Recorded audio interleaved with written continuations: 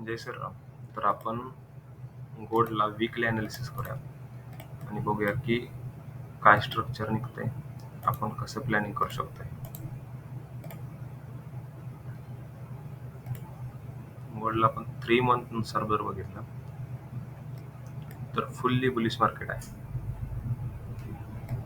ह्याच्या अगोदर पण फुल्ली बुलिश होतं, थोडंसं साईडवेज गेलं आणि नंतर एक ट्रेंड कंटिन्युएशन झाला आहे. सेम ॲज इट इज एक मुवमेंट. इथं पण फुल्ली बुलिश मार्केट आहे, एक रिट्रेसमेंट नंतर मुवमेंट. म्हणजे गोल्डचं मुवमेंटच असं असते की एक अपसाइड मुवमेंट नंतर रिट्रेसमेंट मुवमेंट. ह्याच्यानंतर आपण एक छोटीशी रिट्रेसमेंट बघू शकतोय, पण ह्याच्या म्हणजे आता तरी थोडा अजून वर जायला पाहिजे मार्केट. ह्याच्यानुसार मार्केट ऑल टाइम हायला आहे. जर आपण कॅन्डल जर बघितली तर ही ओपनिंग क्लोजिंग कॅन्डल आहे.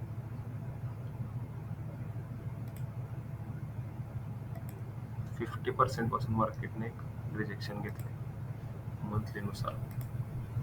वीकलीमध्ये जर आपण समजून घ्यायचा प्रयत्न केला तर वीकलीमध्ये मार्केटला हा एक रेजिस्टन्स पॉईंट होता, जो की आता act as a support act करणार. आता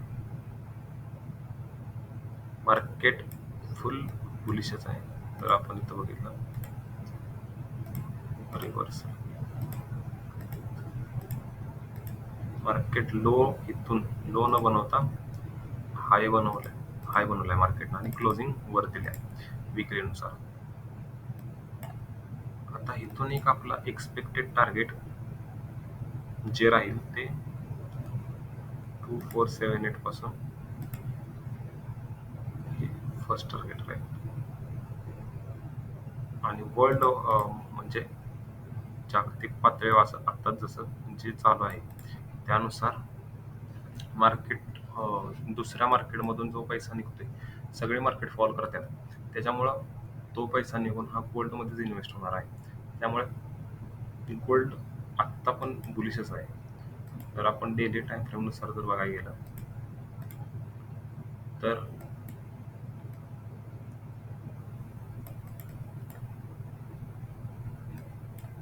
जिथून आत्ता बाईंग आल्या ती ही लेवल अनवॉन्टेड कॅन्डल, ह्या कॅन्डलने, ह्या ग्रीन कॅन्डलनं रेड कॅन्डलनं पूर्ण सगळ्यांची स्टॉप लॉस हंटिंग करून नंतर वर क्लोजिंग दिलं. त्याच्यानंतरची जी कॅन्डल पडली त्यानं पण हा लो ब्रेक नाही केला ह्याचा, त्याच्यामुळं इथं सेलिंग प्रेशर कमी झालं. त्याच्यानंतर जी रेड कॅन्डल पडली त्यानं पण हा लो म्हणजे ह्याचा लो ब्रेक नाही केला, खाली क्लोजिंग लो ब्रेक केला पण क्लोजिंग वर दिली. आणि त्याच्यानंतर एक फुल्ली ग्रीन कॅन्डल पडल्या. आता जर आपण फ्यू लावला सेलिंग साठीचा तर मार्केटनं एक्झॅक्टली 61% एरिया टच करून त्याच्या खाली क्लोजिंग दिल्या.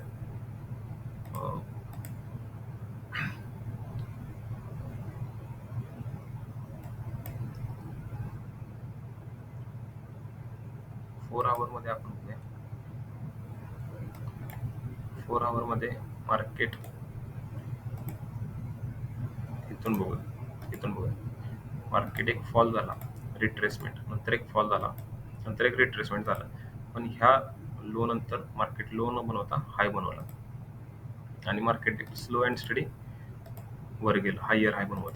त्याच्यानंतर मार्केटने एक्झॅक्टली त्याच लेवलपासून एक फॉल आला, नंतर एक रिट्रेसमेंट आली, नंतर फॉल आला, नंतर रिट्रेसमेंट आणि मार्केटनं नंतर हा लो ह्या लोपेक्षा लो न बनवता हाय बनवला.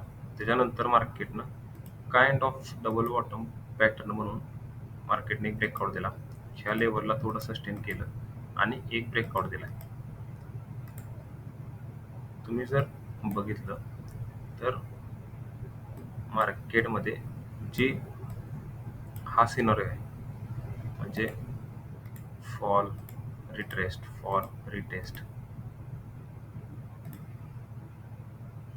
हा सिनॉरिओ सेम एक्झॅक्टली इथे झालाय. फॉल रिटेस्ट फॉल रिटेस्ट आणि लो न बनवता हाय बनवलाय. तर एक्सपेक्टेड टार्गेट इथनं आपलं फर्स्ट हे राहील म्हणजे मार्केट इथून एक अपसाइड मूव्ह देऊ शकते. हा आणि हा सिनारिओ सेम आहे. तुम्ही जर बघितलं तर मार्केटला ही ट्रेंड लाईन होती, तिथंच हायर हाय बनवला आणि इथून एक मुवमेंट आली. आता जर इथं आपण बघितलं तर मार्केटला kind of same same as it is तर काय होत नाही, पण काइंड ऑफ तसंच पॅटर्न झालाय ना. मार्केट फॉल रिट्रेस करत आलं, एक लो न बनवता हाय बनवला, तर ब्रेकआउट आणि आता अपसाइड मूव्ह द्यायला लागलाय. आता इथे एक आपली पोझिशन चालू आहे जी की आपण घेतलेली आहे 2405 पासून इथून. त्याच्यात आता आपल्याला 250 ते 300 पिपचं टार्गेट दिसत आहे. बट आपण ते आता तर बुक करणार नाही, का तर आपलं फर्स्ट एक्सपेक्टेड टीपी हा राहील. इथं मार्केटला क्लिअर झोन होता. हा ब्रेक झाल्यानंतर मार्केटने एक मुवमेंट दिली चांगली इथपर्यंत. हा राहील आणि त्याच्यानंतर एक हा राहील. त्यामुळे मार्केटला मी तर पॉझिटिव्हच आहे. आणि जशी डेलीची क्लोजिंग दिल्या त्यानुसार मार्केट ह्या झोनला टच करायला तर येऊ शकते, किंवा 4 आवरमध्ये जर आपण बघितलं ही साईड करूया. 4 आवरमध्ये जर बघितलं तर मार्केटनं रिट्रेसमेंट दिलेलं नाही या ट्रेंडची अजून पाहिजे अशी. तर हा ट्रेंड कंटिन्यूस करून आपण 38 पर्यंत पण रिट्रेसमेंटसाठी वाढ बघू शकतोय आणि त्याच्यानंतर एक इम्पल्सिव्ह बाईंगसाठी प्लॅन करू शकतोय. तसं न करता जर मार्केट स्लो अँड स्टडी वर गेलं तर इथून एक थोडंसं मार्केट खाली येऊन नंतर एक मुवमेंट येऊ शकते. तर ही आपली गोल्डची वीकली ॲनालिसिस आहे. म्हणजे वीकमध्ये तर जशी कॅन्डल क्लोज झाल्या त्यानुसार मी ह्या वीकच्या म्हणजे नेक्स्ट वीक कॅन्डल ही टाईप ऑफ अशी किंवा ह्याच्या पण वर जाऊन 2500 पर्यंत पण क्लोज होऊ शकतात. का तर पुढच्या आठवड्यात CPI आहे, PPI या दोन मेजर न्यूज आहेत ज्या की मार्केटवर चांगले इम्पॅक्ट करतात. तर बघूया आपलं टार्गेट, फर्स्ट टार्गेट तर हिट होते का, सेकंड टार्गेट तर 2500 आहे 2500, ती पण हिट होते का.